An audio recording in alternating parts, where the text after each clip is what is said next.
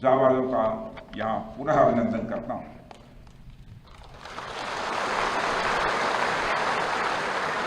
अभी कल ही में श्रीनगर में सेना के अपने वीर जवानों से मिलकर लौटा हूँ और आपके बीच आने का यहाँ अवसर मिला।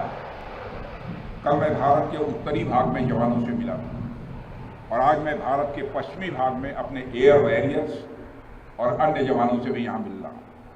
दोनों ही फ्रंट्स पर हाई एनर्जी और हाई जोश देखकर सच्चाई है कि मैं स्वयं को उत्साहित महसूस कर रहा हूँ और आश्वस्त हूँ कि भारत की सीमाएं आप सभी के मजबूत भुजाओं से पूरी तरह से सुरक्षित है। ऑपरेशन सिंदूर, और मैं बताना चाहता हूँ ऑपरेशन सिंदूर नाम किसने दिया? ऑपरेशन सिंदूर का नाम हमारे देश के यशस्वी प्रधानमंत्री आदरणीय नरेंद्र मोदी ने दिया, जो इसी जापान की धरती, इसी गुजरात की धरती पर गुजरात नाम को। और ऑपरेशन सिंदूर के दौरान जो कुछ भी आपने किया है, समस्त हिंदुस्तानियों को, चाहे वह भारत के रहने वाले हों अथवा दुनिया के दूसरे देशों में रहने वाले हों, सभी गौरवान्वित हुए हैं। भारतीय वायुसेना के लिए सिर्फ 23 मिनट यह काफी थे पाकिस्तान की सरजमी पर पल रहे आतंक के अजगर को कुचलने के लिए, और वह आपने करके दिखाया है।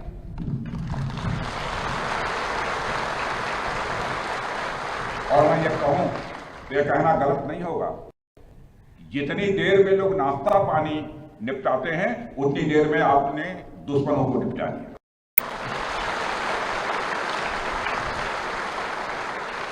आपने दुश्मनों की जमीन पर जाकर आपने मिसाइलें गिराई है। उसकी गूंज केवल भारत की सीमाओं तक ही सीमित नहीं रही है, बल्कि सारी दुनिया ने सुना है मेरे दोस्तों, सारी दुनिया ने सुना। और वास्तव में वह गूंज सिर्फ मिसाइल्स की ही नहीं थी, वह गूंज थी आपके शौर्य की और भारत के सेना के जवानों के पराक्रम की। ऑपरेशन सिंदूर में भारतीय वायुसेना ने जो प्रभावी भूमिका निभाई है, उसकी सराहना इस देश में ही नहीं बल्कि दुनिया के दूसरे देशों में भी हो रही है। आपके इस ऑपरेशन में न केवल दुश्मनों को डोमिनेट किया है आपने, बल्कि उन्हें डेसिमेट करने में भी कामयाबी हासिल की है। आतंकवाद के खिलाफ चलाए गए इस अभियान को नेतृत्व हमारी एयरफोर्स ने ही किया, और हमारी एयरफोर्स एक ऐसी स्काई फोर्स है जिसने अपने शौर्य, पराक्रम और प्रताप से आसमान की नई और बुलंद ऊंचाइयों को भी छू लिया है। मैं chief air marshal AP Singh को भी इसके लिए मैं बधाई देना चाहता हूं, उनके पूरे ऑफिसर्स, उनके पूरे टीम, उनके सारे जवानों को भी मैं बधाई देता हूं। और साथियों, कोई छोटी बात नहीं है कि हमारी एयरफोर्स की पहुंच पाकिस्तान के हर कोने तक है, और यह बात पूरी तरह से साबित हो चुकी है तो हमारी तीनों फोर्सेस की, लेकिन आज एयरबेस पर आए हूं इसलिए मैं इसकी चर्चा कर रहा हूं। और आज स्थिति यह है कि भारत के फाइटर प्लेन बिना सरहद पार किए ही यहीं से उनके हर कोने तक सीधा प्रहार करने में पूरी तरह से सक्षम है। और पूरी दुनिया ने देख लिया है कि कैसे आपने पाकिस्तान की धरती पर मौजूद आतंकवाद के 9 ठिकानों को ध्वस्त कर दिया। बाद में की गई कार्रवाई में उनके अनेक एयरबेस भी तबाह कर दी है। ऑपरेशन सिंदूर के दौरान इंडियन एयरफोर्स ने केवल पराक्रम ही नहीं दिखाया, बल्कि पूरी दुनिया के सामने प्रमाण भी दिया है। प्रमाण इस बात का कि अब भारत की युद्ध नीति और टेक्नोलॉजी यानी तकनीक भी दोनों बदल चुकी है। आपने प्रधानमंत्री मोदी जी के नेतृत्व में नए भारत का संदेश पूरी दुनिया तक इस बार पहुंचा दिया है।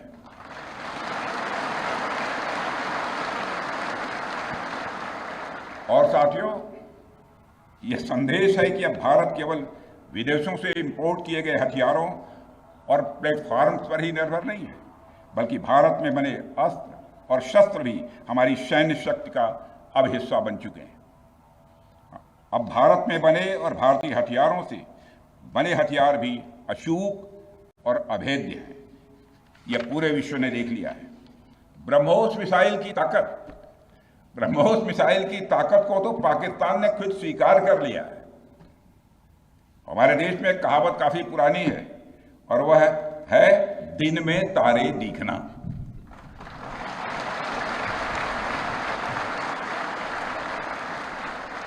मगर भारत में बनी ब्रह्मोस मिसाइल ने पाकिस्तान को रात के अंधेरे में दिन का उजाला दिखा दिया है। रात के अंधेरे में दिन का उजाला दिखा दिया है। भारत के जिस एयर डिफेंस सिस्टम की तारीफ हर तरफ हो रही है, उसमें डीआरडीओ द्वारा बनाए गए आकाश और अन्य राडार सिस्टम की जबरदस्त भूमिका रही है। साथियों, कई स्थानों पर हमारे नागरिक दुश्मन के ड्रोन आते देख भाग नहीं रहे थे, बल्कि हमारे एयर डिफेंस सिस्टम के हाथों उनको मार गिराने की वीडियो बना रहे थे।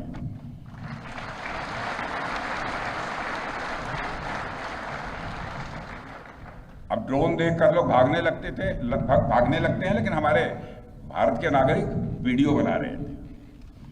साथियों, आपने पाकिस्तान में मौजूद टेरर इंफ्रास्ट्रक्चर के खिलाफ प्रभावी कार्रवाई की है, मगर पाकिस्तान फिर से इस कोशिश में लग गया है कि ध्वस्त हुए आतंकी ढांचे को फिर से खड़ा किया जाए।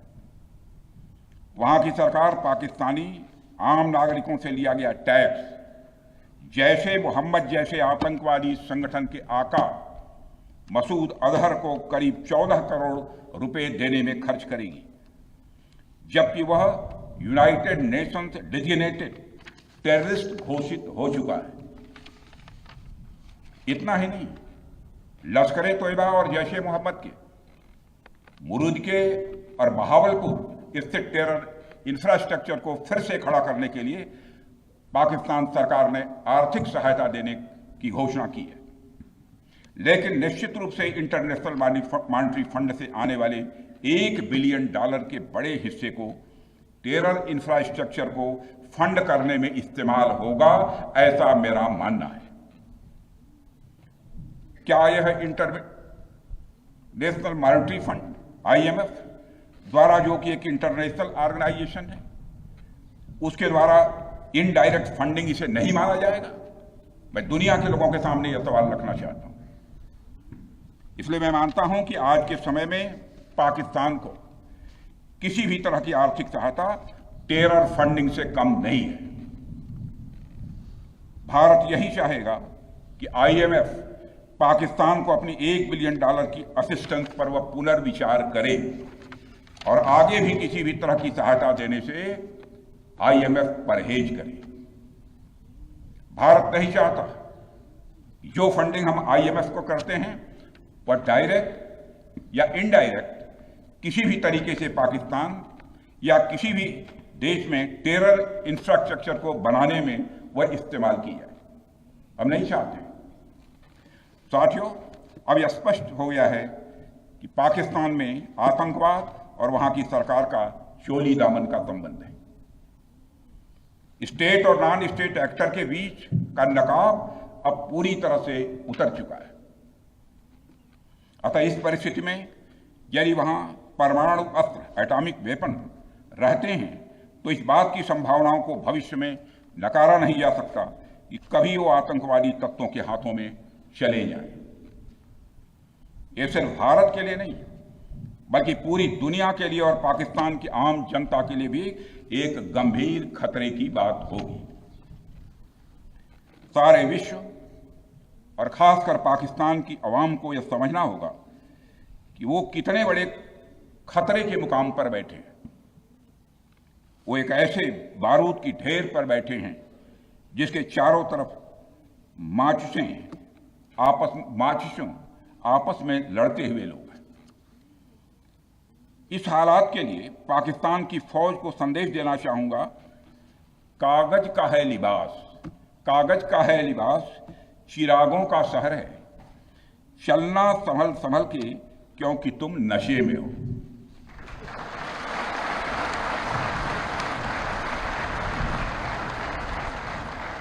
साथियों, अभी आपने जो पराक्रम दिखाया है उसकी चर्चा पूरी दुनिया में हो रही है। जैसा मैंने पहले भी कहा, आज भारत को वैश्विक मंच पर जो सम्मान मिल रहा है उसकी बुनियाद में यदि कहा जाए साफ तौर पर तो वह है आपका पराक्रम।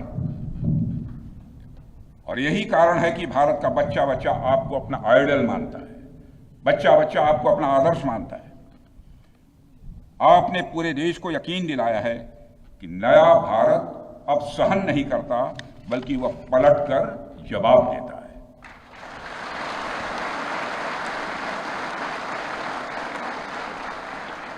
मैं चाहे जितना कुछ भी बोलूं, लेकिन मेरे शब्द आपके कार्य को मापने में असमर्थ होंगे। मैं कृतज्ञ राष्ट्र की ओर से आप सबके प्रति पुनः आभार व्यक्त करता हूं। साथियों, अब आतंकवाद के विरुद्ध लड़ाई केवल सुरक्षा का विषय नहीं बल्कि नेशनल डिफेंस डॉक्ट्रिन का यह हिस्सा बन चुकी है।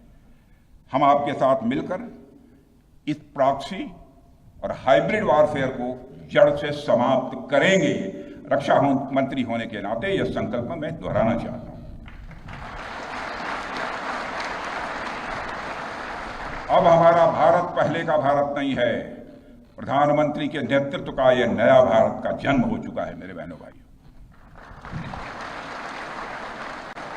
हम हमारे आराध्य श्री राम के उस मार्ग का अनुसरण करते हुए आगे बढ़ रहे हैं जिसमें वह आसुरी शक्तियों के विनाश का प्रण लेते हैं। निश्चरहीन करौं में भुज उठाई पण कीन, अर्थात जिस प्रकार भगवान राम ने अपनी भुजाओं को उठाकर धरती को राक्षस विहीन करने का प्रण लिया था, ठीक उसी प्रकार श्री राम के आदर्शों का पालन करते हुए हमने भी आतंकवाद को जड़ से समाप्त करने का संकल्प लिया है।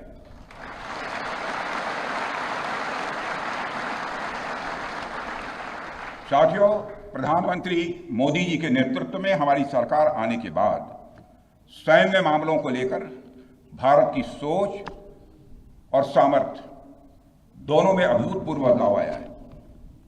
हम भगवान राम के उस सिद्धांत का पालन करते हैं, सठ संग विनय, कुटिल संग प्रीति, सहज कृपण संग सुंदर नीति, अर्थात दुष्ट के साथ विनम्रता, कुटिल के साथ सदाशयता और कंजूस के साथ उदारता का आचरण कभी भी नहीं करना चाहिए। मैं आप लोगों को भी बता रहा हूं, बल्कि सठे साठ्यम समाचरेत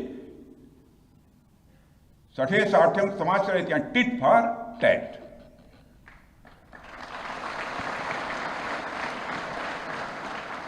साथियों, ऑपरेशन सिंदूर ने यह स्पष्ट संदेश दे दिया है कि हमने शांति के लिए जितना अपना दिल खोल कर रखा है, शांति को नष्ट करने वालों के विरुद्ध उतना ही अपना हाथ भी खोल कर रखा है। साथियों, एक और बात मैं यहां साफ कहना चाहूंगा कि ऑपरेशन सिंदूर अभी खत्म नहीं हुआ है। जो कुछ भी हुआ है वह सिर्फ एक ट्रेलर मात्र था। अब समय आएगा, जब भी सही समय आएगा तो हम पूरी पिक्चर भी दुनिया को दिखाएंगे।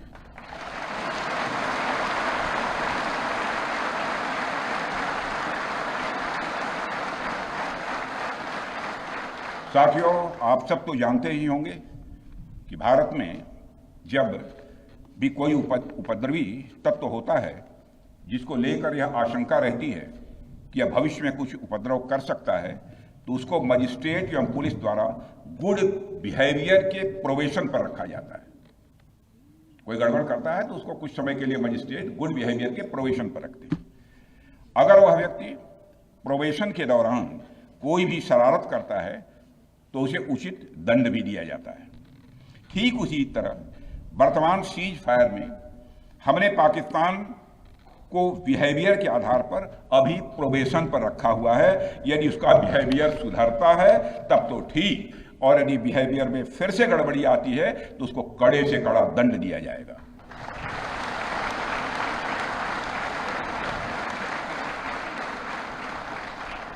मैं फिर से इसे दोहराना चाहता हूं, अभी भारत ने पाकिस्तान को प्रोबेशन पर रखा है। वैसे भी माननीय प्रधानमंत्री ने हाल ही में एक बात बहुत साफ कही है कि आतंक प्रहार अब न्यू नॉर्मल है, यह न्यू इंडिया का न्यू नॉर्मल है। अब हमने साफ कर दिया है कि हमारी संप्रभुता को यदि कोई नुकसान पहुंचाएगा तो अब प्रहार भी झेलेगा। आतंकवाद का हम लाउडर और स्ट्रांगर जवाब देने के लिए तैयार हैं। साथियों, मैं जब देश के अलग अलग हिस्सों में जाता हूं तो एक बात हर जगह सुनने को मिलती है कि हमें हमारी सेनाओं पर गर्व है, और क्यों न हो। आप सबने अपने पराक्रम से, अपने शौर्य से पूरे देश के दिल में एक अपनी खास जगह बनाई है। लेकिन क्या सिर्फ गर्व और सम्मान ही काफी है? मेरा मानना है नहीं। साथियों, कुछ साल पहले हम दुनिया से हथियार खरीदते थे, आज हम खुद बना रहे हैं बहुत सारे हथियार, कुछ लेते भी हैं। Artillery systems, radar systems, missile shields, drones और काउंटर ड्रोन्स जैसे साजो सामान आज हम भारत में ही मैन्युफैक्चर कर रहे हैं। हम इंपोर्टर से एक्सपोर्टर बन रहे हैं, और यह केवल शुरुआत भी है, केवल शुरुआत भर है। मैं आप सबको एक बार फिर ऑपरेशन सिंदूर की सफलता पर तहे दिल बधाई देता हूं, और मैं बस कहूंगा कि आपके पराक्रम ने यह दिखा दिया है कि यह वो सिंदूर है जो श्रृंगार का नहीं बल्कि शौर्य का प्रतीक है। यह वह सिंदूर है जो सौंदर्य का नहीं बल्कि संकल्प का प्रतीक है।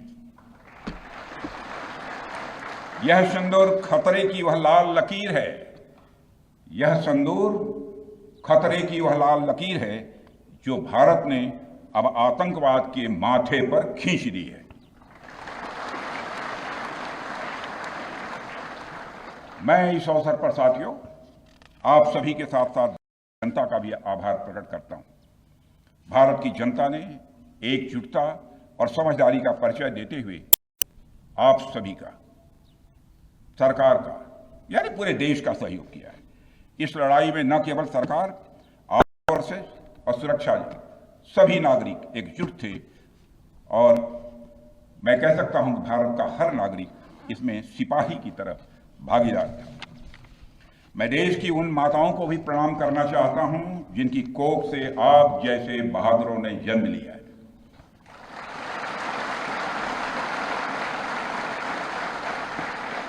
मैं उन परिवारों को भी नमन करता हूं जिन्होंने आपको पाला पोसा और बिना किसी हिचक के राष्ट्र की सेवा के लिए आपको समर्पित कर दिया।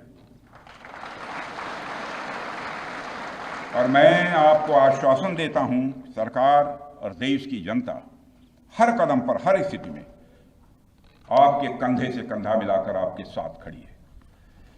और मुझे पूरा विश्वास है कि आपके सहयोग से हम इस पूरे रीजन में आतंकवाद का समूल नाश करेंगे, ताकि कल को कोई भारत की संप्रभुता के खिलाफ आंख उठाने की हिमाकत न कर सके।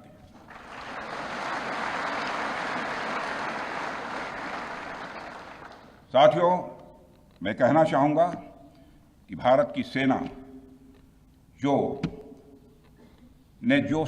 अदम्य शौर्य दिखाया है और सरकार ने जो अद्भुत कूटनीतिक परिदृश्य बनाया है, मैं फिर से दोहराना चाहूंगा, भारत की सेना ने जो अदम्य शौर्य दिखाया है और सरकार ने जो अद्भुत कूटनीतिक परिदृश्य बनाया है, उसके आधार पर मेरे बहादुर जवानों, आप आश्वस्त रहिए कि भारत के भविष्य का सूर्य प्रखरता के साथ उदित होने वाला है, और यह सब रात के टिमटिमाते हुए नक्षत्रों की तरह बुझने वाले हैं। इसलिए आज मैं कहने आया हूं, सेनानी करो प्रयाण अभय, सेनानी करो प्रयाण अभय, भावी इतिहास तुम्हारा है, सब नखत अमा के बुझते हैं, सारा आकाश तुम्हारा है। इन्हीं शब्दों के साथ पुनः आप सबके प्रति आभार व्यक्त करते हुए और साथ ही आपके सभी परिवार के सदस्यों